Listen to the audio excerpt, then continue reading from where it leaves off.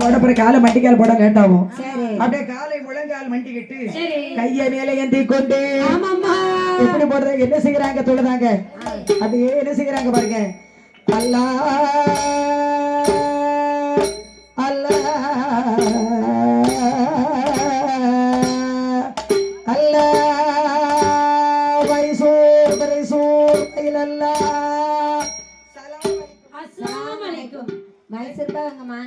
அலைக்கும் சலாம். அதத்தான் கேட்க தெரியுது. சலாம் அலைக்கும் சொல்ல தெரியுதா? அப்போது மக்கள் எல்லாம் அசரத்து இடத்துல சொல்றாங்க தொப்பிய பிடிக்கிட்டு போயிருது.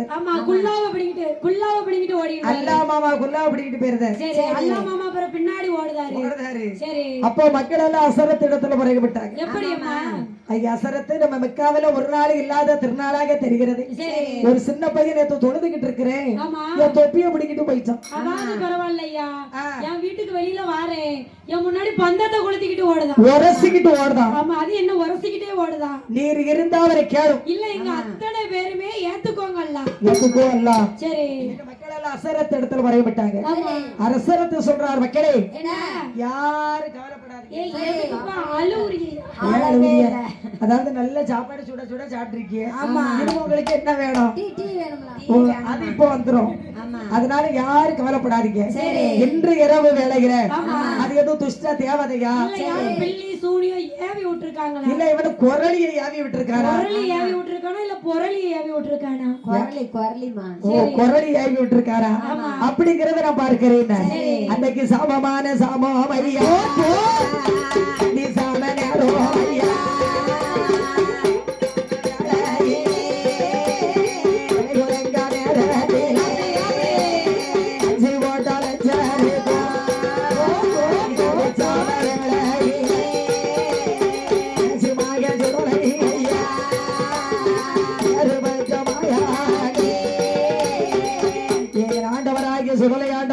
சாமத்து வேலையில அந்த அசரத்து பள்ளிவாசல்ல கொடிமரத்தில் ஏறி உட்கார்ந்து இருக்கிறார். அப்போ அசரத்து கேட்டார் சின்ன சிறுவனே இந்த மெக்காவில வந்து அட்டகாசம் பண்றவை நீதானா? உன் ஊர் என்ன பெயர் என்ன உச்சதந்தை நாமம் என்ன? உனக்கு எந்த ஊரு எந்த தேசம் இருந்து இங்கே